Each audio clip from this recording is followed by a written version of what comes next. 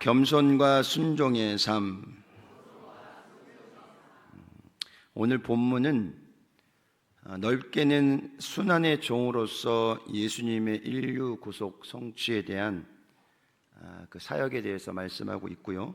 좁게는 예수님의 지상생의 마지막 한 주간, 우리가 알고 있는 고난주간 한 주간의 사건을 이야기하고 있습니다.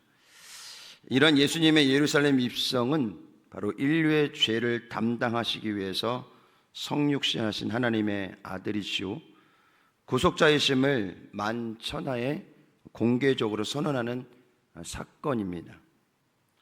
오늘 예수님께서 어린 나귀를 타신 것은 스가랴 9장 9절의 말씀을 성취하신 거기도 합니다.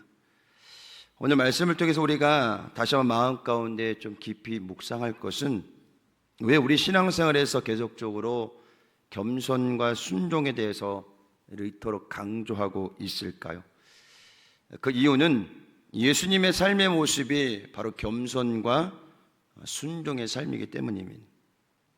작은 예수의 삶을 살고자 결단하는 우리에게 바로 가장 필요한 것은 바로 예수님의 겸손과 순종임을 우리는 오늘 말씀을 통해서 다시 한번 깊이 새기시기를 주의 이름으로 축원을 드립니다. 오늘 예수님의 예루살렘 입성을 통해서 우리에게 주신 영적인 교훈 첫 번째는 우리 크게 한번 따라가겠습니다. 예수님의 겸손은 더 낮아짐이십니다. 예수님의 겸손은 더 낮아지심, 바로 그것을 우리에게 보여주고 있는 것입니다. 자, 이 사건은 2000년 전 종료 주일에 예수님께서 예루살렘 성 입성하실 때 나귀 새끼를 타고 입성하신 말씀이고요. 사복음서 마태, 마가, 누가, 요한 이 말씀에 동일하게 기록하고 있습니다. 마태복음에는 21장, 마가복음에는 11장, 요한복음에는 12장이고요. 오늘 누가복음 19장에 같은 내용이지만 기록의 관점에 따라서 약간 다르지만 핵심 포인트는 같습니다. 바로 이 말씀을 통해서 예수님은 가장 낮은 모습으로 이 땅에 오셨고 머리 둘것도 없는 인생을 사시다가 온 인류의 죄를 짊어지시고 십자가를 지셨다라는 것입니다.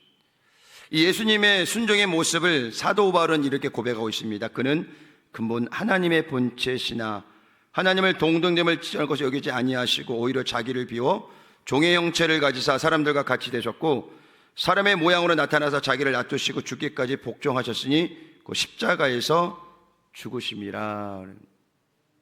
예수님의 십자가의 절정, 그것은 바로 십자가의 죽음이었다라는 것입니다. 스가랴 선지자도 예수님이 오실 것을 마태복음 21장 5절에 이렇게 인용하고 있는데요. 그는 겸손하여 나귀 곧 멍에 매는 짐승의 새끼를 탓도다 하라 하였느니라. 여러분, 겸손과 순종은 동전의 앞뒷면과 같습니다. 하나만 특이하게 특출되는 것이 아니라 겸손한 사람은 순종하는 사람이고요, 순종하는 사람은 바로 겸손한 사람이라는 것입니다. 예수님의 겸손하신 하나님의 종이었고 십자가를 짊어지기까지 하나님의 부르심에 정말 철저하게 순종하는 삶을 살아오셨다라는 것입니다. 그래서 예수님은 마태복음 11장 29절에 말씀합니다. 나는 마음이 온유하고 겸손하니 나의 멍에를 메고 내게 배우라. 그리하면 너희 마음이 쉼을 얻으리니. 하나님을 알지 못하는 세상의 많은 사람들은요, 세상에 성공을 바라보고 분주히 달려갑니다. 하나님이 없는 세상에는 바로 그 성공이, 물질이, 권력이 행복을 줄 수 있기 때문입니다. 그러나 가장 중요한 것은 하나님이 없는 삶에는 진정한 삶의 가치가 없다라는 것입니다. 그 가치란 사도 바울이 말하는 바로 예수님을 아는 지식입니다. 사도 바울이 68년을 살아가면서 30년은 율법에 사로잡혀 살았고요, 주님을 만나고 나서 38년은 이방인의 사도로, 복음의 사도로 귀한 사역을 감당하면서 사도 바울이 본인이 가지고 있었던 모든 것들을 다 배설물로 여겼다라고 할 때 사도 바울이 고백했던 한 가지가 뭐냐면 바로 예수님을 아는 가장 고상한 가치, 지식, 이렇게 이야기하고 있습니다. 우리가 예수님 만나기 이전에 우리의 모습을 보면요, 사실 우리도 세상에 거의 집중이 되어 있었어요. 아마 지금도 우리가 신앙생활을 하고 있지만은 우리의 삶의 중심이 하나님보다는 세상으로 좀 나가 있지 않을까 싶을 정도로 누가 얘기하는 양다리 걸친 신앙생활을 하고 있다는 거죠. 한쪽 발은 교회, 한쪽 발은 세상.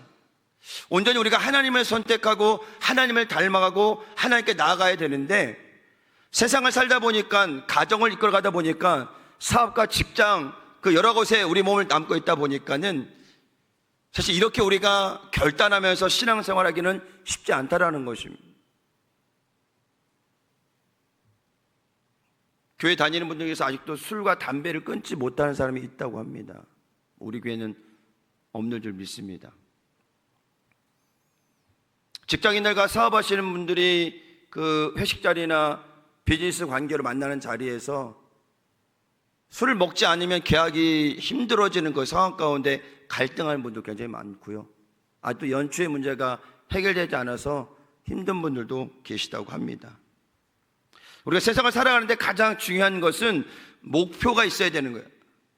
그리고 닮아가야 될 그 롤 모델이 있어야 되는데 바로 예수님이라는 사실을 여러분이 기억하시기를 주의 이름으로 축원을 드립니다. 그래서 사도 바울이 고백하기를 자기는 죄인 중에 괴수라 그랬어요. 그 괴수가 뭐예요? 우두머리.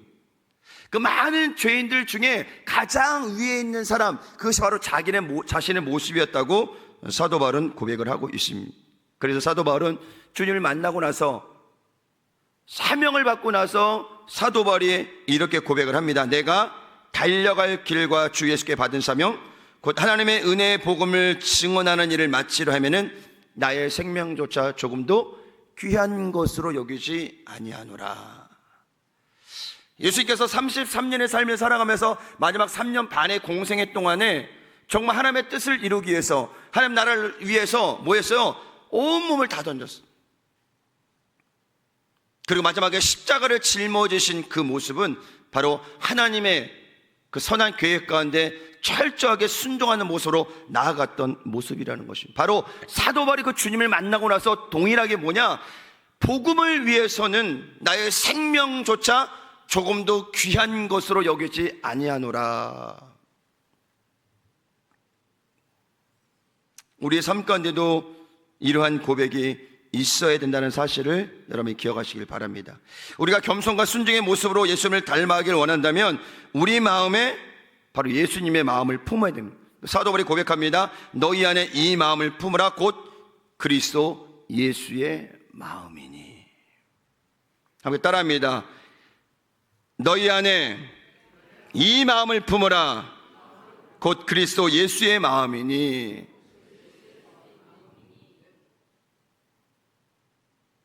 예수님의 마음이 우리 안에 있으면요, 문제가 될 게 없어요. 근데 예수님의 마음보다는 인간적인 마음들이 가득 차 있다 보니까는 모든 대상이나 문제와 환경과 모든 것들이 다 뭐예요? 사람의 생각에 의해서 판단되기 때문에 때로는 문제가 되기도 하는 것입니다. 예수님은 하나님과 동등하시지만 그 동등됨을 취하지 않으셨다 말씀합니다. 함께 따라합니다. 겸손이란, 크게요, 겸손이란 내려놓음입니다. 정말 겸손한 사람들은 계속 낮아지는 거예요. 더 낮아지는 거예요. 나의 생각이나 나의 뜻이나 나의 계획이나 내가 주장하고 싶었던 그 모든 것이 있다 할지라도 그 겸손의 이름 아래 우리는 모든 것을 다 내려놓고 주의 뜻대로 살아가기로 결단해야 된다는 것입니다. 세상은 권력과 힘을 과시합니다. 돈이 많은 사람, 권력 있는 사람, 그 중요한 자리에 중요한 일들을 감당하는 많은 사람들이 아직까지 세상을 힘으로 다스리려고 합니다. 그러다 보니까는 뭐예요? 부정부패가 일어나게 되는 것입니다. 그러나 세상은 힘과 권력으로 다스려지는 것이 아닙니다. 계속된 그 과거 역사의 정복전쟁을 통해서 많은 위인들이 넓은 땅을 다 가지려고 애써봤지만은 결국은 다 망했어요. 다 무너졌어요. 그리고 마지막은 비참한 죽음을 맞이했다라는 것입니다. 세상의 권력은 그렇게 때가 되면 다 가라앉게 되는 것입니다. 그러나 세상을 다스리시는 하나님이 그들의 모든 욕망을 그냥 두지 않으셨다라는 것입니다. 그래서 우리는 세계 역사를 통해서 하나님의 운행하심과 하나님의 다스리심이 계속 있다는 사실을 우리는 기억해야 합니다. 오늘 예수님의 예루살렘 입성과 십자가의 고난은 세상이 말하는 실패가 아니라 바로 더 큰 하나님의 비전을 이루기 위한 과정이었다는 사실을 여러분이 기억하시길 바랍니다. 이 하나님의 비전을 이루기 위한 과정에 가장 필요한 것은 무엇이냐? 바로 겸손과 순종이라는 것입니다. 여러분, 우리가 신앙생활하면서 마음이 불편할 때가 있어요. 하나님의 생각과 내 생각이 다를 때, 공동체의 생각과 내 생각이 다를 때는 불편할 수밖에 없어요. 많은 사람들이 내 뜻이 이루어지기를 원해요. 내 주장이 맞기를 원해요. 민주주의는 다수결의 원칙이다 라는 이야기도 있지만은, 그보다 더 중요한 것은 주님의 생각이 우리 공동체를 통해서 어떻게 이루어질 것인가에 대한 집중이 이렇게 되면은 사람의 생각보다는 주님의 생각에 우리가 집중하게 된다라는 것입니다. 우리가 예수님을 알기 전에는 사실 이런 마음조차 들지 않았어요. 그냥 우리의 생각대로, 그냥 세상이 살아가는 그 흐름대로 살아갔으면 됐어요. 그러나 우리가 예수님을 알고 예수님을 믿고 나서는 예수님처럼 살기를 원할 때 우리 마음가운데는 사도 바울이 가지고 있었던 하나님의 법과 세상의 법이 공존하고 있고, 이 두 가지 법이 내 마음속에 부딪히고 있는 거예요.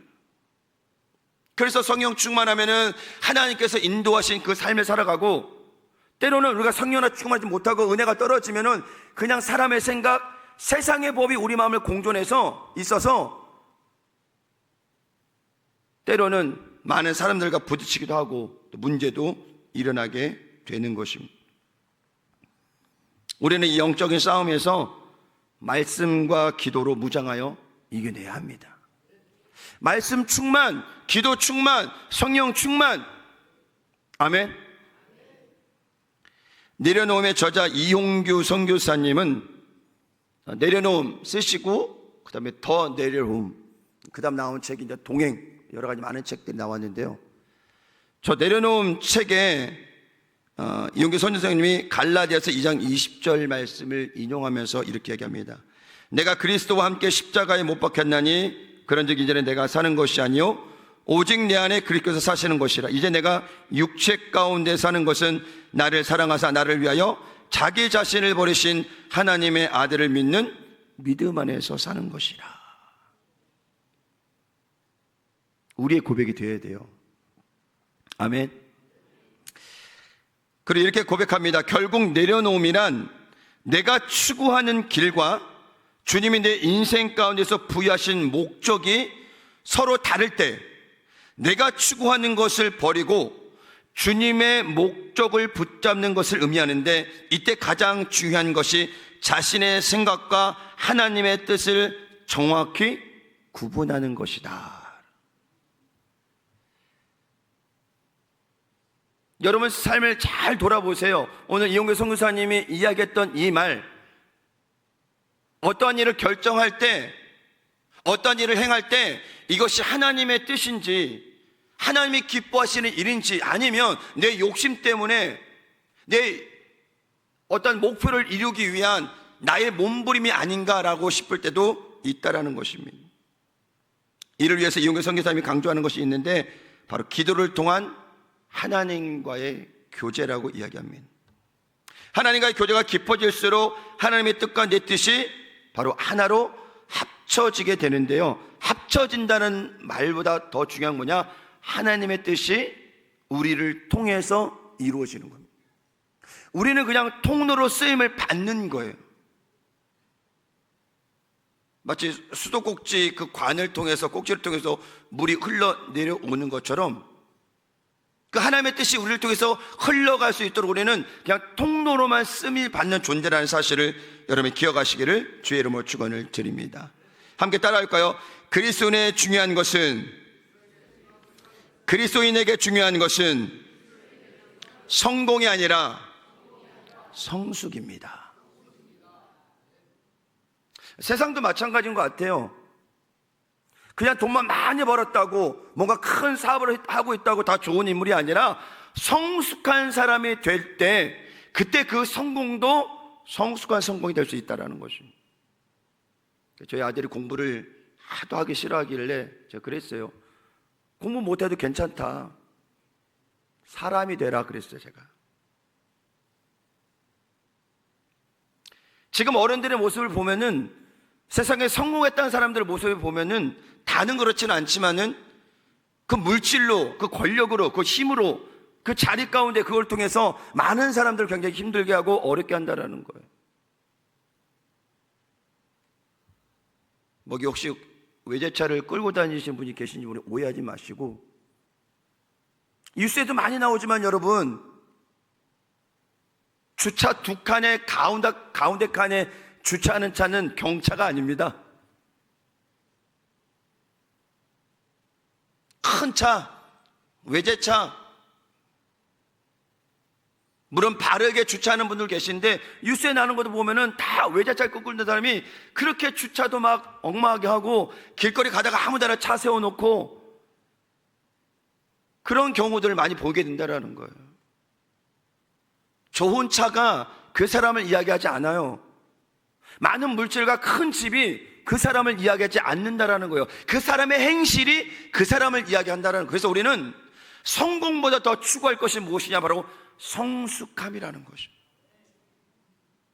제가 계속 아들에게 그럴게요. 사람이 먼저 되라. 그러면 공부 못해도 괜찮다 얘기해요, 제가. 그래서 위안을 많이 받고 있어요. 사람이 먼저 되려고 공부를 안 하더라고요. 정말 여러분 중요합니다.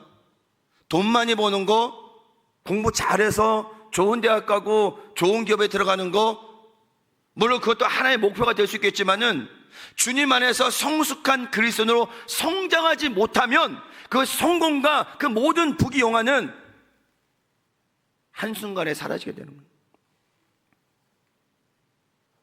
우리는 그 예수님의 모습처럼 겸손하고 더 낮아지고 성숙한 모습으로 공동체를 섬겨야 된다는 사실을 기억하시기를 주의 이름으로 축원을 드립니다. 내려놓음은 성숙을 위해 꼭 필요한 것임을 이용교 선교사님이 말씀하고 있습니다. 그 성숙이 바로 겸손의 모습이며 그 겸손의 모습은 바로 더 낮아지십니다. 제가 더 낮아져야 돼요. 담임 목사는 직함이죠. 높은 위치가 아니에요. 성도들을 섬기고 교회를 섬기기 위해서 더 낮아지고 낮은 모습으로 그렇게 사역을 감당해야 된다는 거예요. 저를 위해 기도 많이 해주세요. 겸손하라고. 제가 혹시 교만해 드릴 수 있잖아요. 우리 목사님 겸손하게 더 낮아지게 코가 바닥에 꼭 닿을 수 있도록 그렇게 기도 많이 해주시길 바랍니다. 사람의 마음이라는 게 한순간이에요. 늘 겸손하면 가고 있지만요, 한순간 사람의 마음이 어떻게 변할지는 아무도 몰라요. 그래서 저는, 여러분들은 저를 위해서 기도 많이 해주세요. 코가 납작하게 바닥에 붙으라고 그냥. 그래서 겸손한 모습으로 여러분을 섬기고 교회를 섬길 수 있는 그런 담임 목사가 되기를 저는 원합니다. 지금 우리는 어떤 삶을 살아가고 있을까요? 라고 여러분 스스로에게 질문을 던져보시기 바랍니다. 예수님을 마음에 모시고 살아가면서도 겸손과 낮아짐의 모습이 아니라면 우리 마음은 늘 불편해요. 어려워요. 왜? 부딪히니까요. 주님을 사랑하라, 용서하라, 이해해라, 더 낮아져라, 그렇게 말씀하시는데 이게 맞지 않으면 불편한 거예요. 그러므로 우리는 예수님의 겸손의 모습을 늘 묵상하면서 우리에게 맡겨진 사명을 감당해야 된다는 사실을 여러분이 기억하시기를 바랍니다. 두 번째 우리에게 주시는 영적인 교훈은 함께 따라가겠습니다. 주가 쓰시겠다 하라. 주가 쓰시겠다 하라. 순종한 나귀 임자들. 주가 쓰시겠다 하라는 것은 예수님께서 말씀하신 거고, 제자들이 그 이야기를 듣고 마을 어귀에 내려가서 주인에게 이야기해서 제자들도 순종하고 또 나귀 임자들 쓰시겠다 하니까 그냥 풀어줬을 때 아무런 조건도 없었어요. 정말 우리가 지금 이러한 삶을 살고 있는지, 주님이 정말 필요로 하시는데, 공동체가 정말 필요로 하는데, 주님이 쓰시겠다고 하는데 우리는 순종하지 못할 때가 있다라는 것입니다. 31절에 보니까 만일 누가 너희에게 어찌하여 푸느냐 묻거든 말하기를 주가 쓰시겠다 하라 하시매. 예루살렘으로 향하시면서 예수님은 제자 둘에게 지명합니다. 아무도 타보지 않은 나귀 새끼가 있을 것이다. 가서 그거를 끌고 와라. 혹 누가 묻거든, 그 주인이 묻거든 주가 쓰시겠다 하라. 제자들도 좀 어려웠을 것 같아요. 이거 잘못하게 되면 착취가 되지 않을까? 약간 사람들이 물건을 빼앗는 행위가 되지 않을까라는 마음도 갖고 있었겠죠. 근데 제자들도 예수님의 말씀을 듣고 그대로 순종해서 그 마을 어귀에 있는, 묶여있는 아무도 타보지 않은 그 어린 나귀 새끼를 임자에게 이야기하고 갖고 왔던 장면입니다. 이 아무도 타지 않았다는 것은 영적으로 해석하면 흠없는 순결함을 이야기하고 있는 것입니다. 마치 십자가를 짊어질 수 있는 그 유일한 한 사람은 누구예요? 바로 예수님이에요. 우린 다 죄가 있어서 십자가를 짊어질 수가 없었어요. 흠없고 깨끗한, 바로 예수님께서 십자가를 짊어질 수 있었던 것처럼, 바로 예수님의 예루살렘 입성을 위해서는 아무도 타보지 않은 흠없는 순결한 어린 나귀가 필요했다라는 것입니다. 이 말씀은 나귀에게만 적용되는 말씀이 아니라 오늘을 살아가는 우리에게도 적용되는 말씀이기도 합니다. 이것을 사도 바울은 말합니다. 이는 너희가 흠이 없고 순전하여 어그러지고 거스르는 세대 가운데서 하나님의 흠없는 자녀로 세상에서 그들 가운데 빛들로 나타내며 생명의 말씀을 밝혀 나의 다름질이 헛되지 아니하고 수고도 헛되지 아니하므로 그리스도의 날에 내가 잘할 것이 있게 하려 함이라. 세상에 살아가는 우리가 유혹과 죄에 많이 노출되어 있어요. 우리 청소년들은 말할 것도 없습니다. 세상이 좋아지고 이 핸드폰이라는 이 기계가 우리에게 여러 가지 많은 좋은 정보도 주지만 이런 컴퓨터나 또 이런 IT 기계 이런 것들이 지금 성장하고 있는 자녀들에게 얼마나 정말 나쁜 영향을 끼치는지 모릅니다. 여러분 아시겠지만은 게임에 몰두하는 아이들의 뇌를 보니까요 딱딱하게 굳어져 있대요. 심각한 겁니다. 그러니 게임 중독되는 아이들의 뇌가 과연 성장해서 어떤 일을 할 수 있을까? 쉽지 않습니다. 부모님의 많은 고민이 그거예요. 좀 이렇게 핸드폰, 저희 아내도 보니까 아이들 이렇게 규정 시간 30분씩 이렇게 딱 잡아놓더라고요. 그래서 그 시간 지나가면요 핸드폰 쓸 수가 없어요. 쓸 수가 없어요. 그래서 딱 카톡하고 전화 받을 정도, 하루 한 30분 정도면 되거든요. 근데 그 30분조차도 아이들은요 다른 것을 좀 해보려고 막 애를 써. 그러다가 딱 끝나버려요. 그럼 나중에 카톡도 안 되고 전화도 안 돼요. 그거 쓰느라고. 이게 지금 젊은 세대의 부모들의 고민이에요. 그래도 저희 아이들은 아직 어리니까는 통제를 받지만 이게 중학교 올라가고 고등학교 올라가면요 통제 절대 안 됩니다. 통제 당하지도 않아요. 부모님들한테. 핸드폰은 있어야겠는데 연락을 해야 되니까. 근데 이걸 다 막아버리면 의미가 없잖아요. 그러니까 스스로 통제할 수 있는 힘을 길러야 되는데 지금 우리 아이들은 그렇게 되지 않다라는 것입니다. 우리가 목표를 향해 조금만 삐뚤어져도요 우리는 죄와 타협하고 죄악에 빠질 순간들이 굉장히 많다라는 거예요.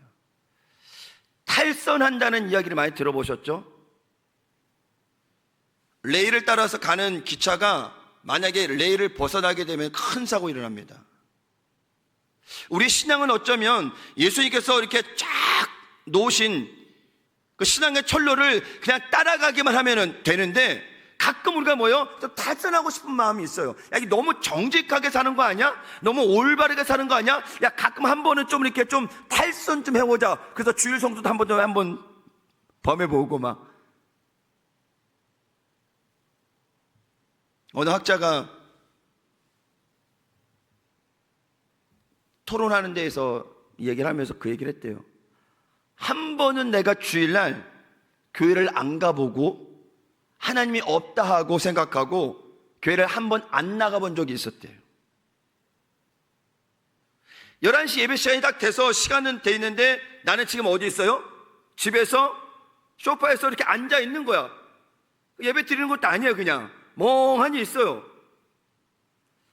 처음에는 그게 너무 좋았대요. 약간 좀 신기했대요. 아, 이게 하나님이 없다 하고 예배를 안 드리니까 마음이 이렇게 편안하네?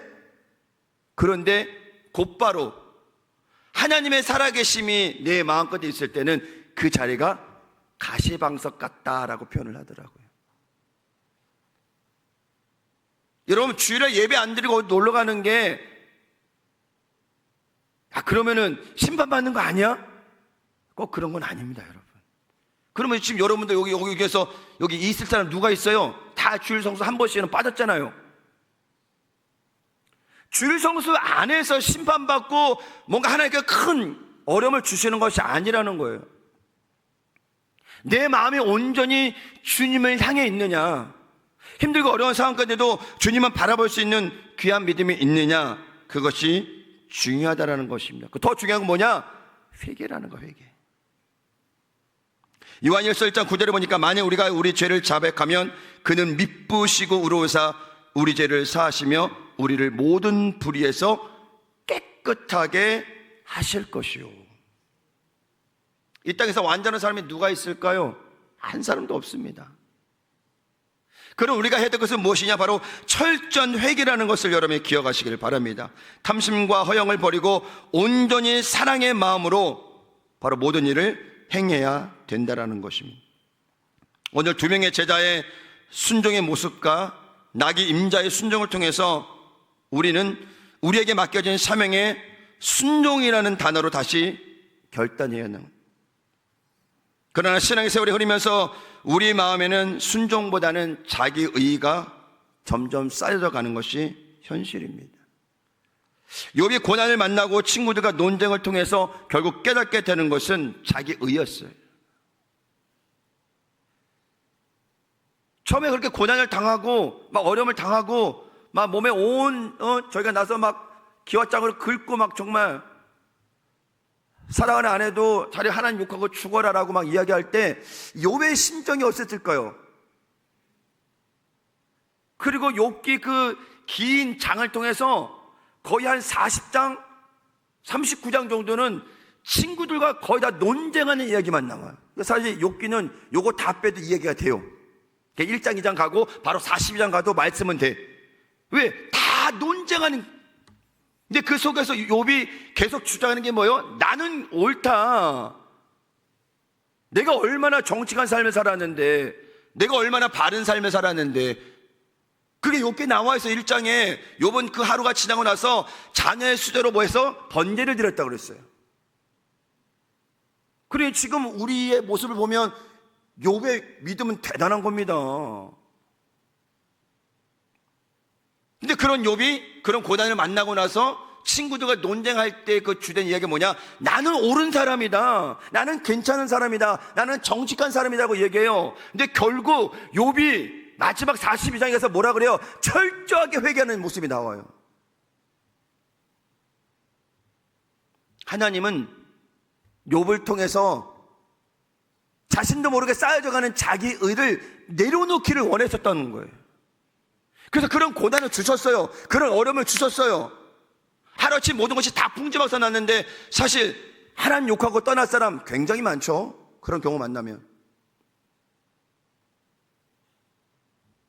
귀로 듣던 하나님,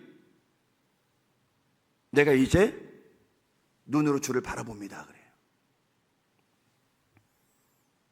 어쩌면 욥이 바른 삶을 살았다고 하지만 가장 자기 의가 강한 사람, 자기 색깔이 가장 강한 사람, 그 사람이 바로 욥이었다라는 거예요. 근데 그 하나님께서는 이 고난을 통해서 욥을 깨닫게 하셨고, 욥기 마지막에 보니까 뭐요? 갑절의 축복을 주셨다 그랬어요. 뭘 통해서? 철저한 회개를 통해서. 그 여러분들, 겸손과 순종도 중요하지만요, 감사와 회개도 우리 삶에 가장 중요하다는 것을 여러분이 기억하시기를 주의 이름으로 축원을 드립니다. 오늘 31절 보니까 만일 누가 너에게 어찌하여 푸느냐 묻거든 말하기를 주가 쓰시겠다 하라 하시매. 서두에도 말씀드렸지만 여러분들, 여러분이 나귀를 가지고 있어요. 그 나귀는 여러분의 생명이에요. 이거 없으면 안 돼요. 근데 왜 낯선 사람이 와가지고 나귀를 좀 쓰겠다고요? 왜 풀어가느냐? 주가 쓰시겠다. 그럼 여러분, 주님이 드려야죠. 이런 사람이 몇 명 있을까요? 지금 같으면 경찰에 신고하겠죠. 이거 아무런 보상도 없잖아요. 나귀를 가져갔으면 그에 해당하는 돈을 주던가 뭐를 줘야 되는데 아무것도 없어져요. 그냥 주가 쓰겠다 하라. 그런데 말씀해 보니까 아무런 대화가 없어. 그냥 뭐요? 제자들이 얘기한 그대로 나귀를 풀어서 제자들에게 주는 모습만 나와. 과연 우리가 이렇게 주님의 말씀 앞에 아무런 의견 없이, 내 주장 없이 순종할 수 있는지를 우리 자신에게 다시 한번 살펴봐야 하는 것입니다. 오늘 주님은 우리에게 무엇을 원하시는 걸까요? 나귀 새끼를 원하지 않으셔요. 물질을 원하지 않으셔요. 순결을 원하지 않는다는 말이에요. 주님께서 우리에게 원하시는 것은 뭐냐? 바로 진실한 마음과 온전한 순종이라는 사실을 여러분이 기억하시기를 주의 이름으로 축원을 드립니다. 함께 따라합니다. 순종은 우리에게 하나님의 큰 복을 가져다 주는 통로입니다. 성경에 나와 있는 아담과 하와의 불순종, 그리고 그 뒤에 노아의 순종, 아브라함의 순종, 이삭의 순종, 그 많은 이 이야기를 통해서 이야기하는 게 뭐예요? 순종이 바로 축복이라는 거예요. 하나님의 뜻을 거르고 공동체의 뜻을 거르고 자기 주장만 하는, 내 의견만 옳다 하는 욥처럼 자기 의가 강한 사람이 복을 어떻게 받아요? 우리는 정말 하나님 앞에 철저하게 낮아지고 또 낮아져서 겸손한 모습으로 우리에게 맡겨진 모든 사명을 감당해야 된다는 사실을 여러분이 기억하시기를 주의 이름으로 축원을 드립니다. 하나님은 우리에게 지금 많은 걸 주셨어요. 건강도 주시고 물질도 주시고 환경도 주시고 달란트도 주셨잖아요. 달란트. 저는 우리 교회 이렇게 반주자하고 찬양을 하는 싱어 분들이 많은 교회는 보기 힘들 것 같아요. 그렇죠? 하나님 우리 교회 주셨어요. 많은 은혜를 주셨고 달란트를 주셨어요. 어저께도 여기 교회 주변에 철조망에 붙어있는 그 넝쿨이라고 얘기하나요? 하여튼 뺑 둘러서 있는, 여러분 혹시 철조망 보셨나요? 한번 가다가 보세요. 집에 가시다가 철조망에 깨끗합니다. 넝쿨 하나 없이. 어제 20여 명 정도 성도님 나오셔서 같이 청소하고 풀 제거하고.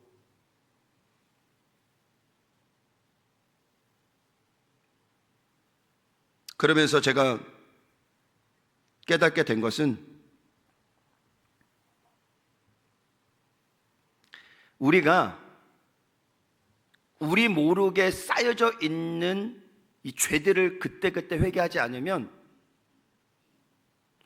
교회 주변에 붙어 있었던 그 넝쿨처럼요, 어느샌가 덕지덕지 붙어서, 어제 아마 일하신 분들은 굉장히 고생하셨을 것 같아요. 그 떼약볕에 벌레도 물리고 막 가시도 저도 이제 가시 몇 번 찔렸는데,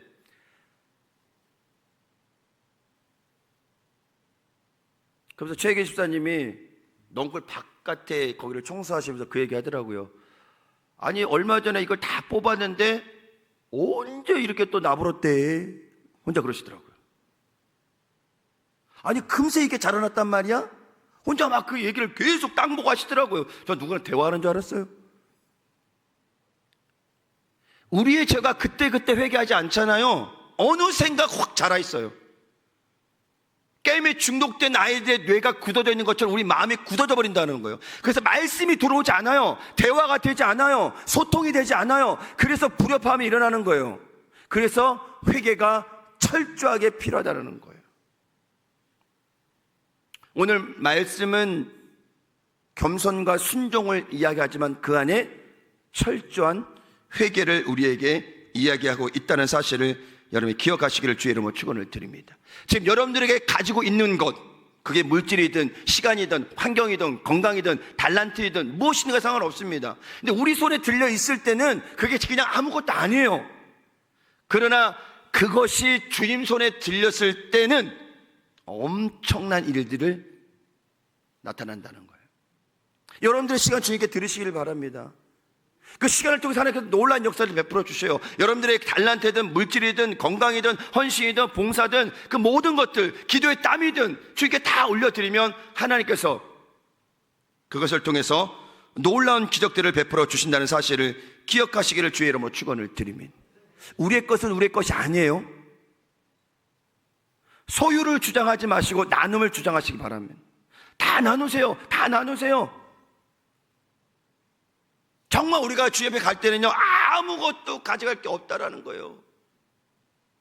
그래서 어제 김은혜 집사님이 제 옆에서 계속 대화하시면서, 목사님 보니까는 태어날 때는 주먹을 꽉 쥐는데 죽을 때는 손뼉 피우고 가더라고요.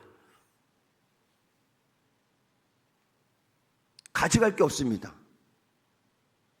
우리의 자존심조차도 아무 의미 없어요. 우리가 삶을 살아가는 동안에는 철저하게 주님 닮아가고 순종하고 겸손한 모습으로 낮아지고 철저하게 회개하는 모습으로 예수님 닮아갈 때 그것이 정말 복된 인생이라는 거예요.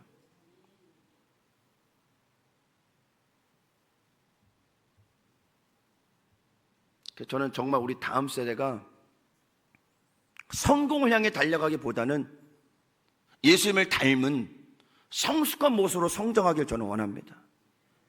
그렇게 성숙한 모습으로 성장할 때 다음 세대 우리 교회나 한국은 미래가 있는 거예요.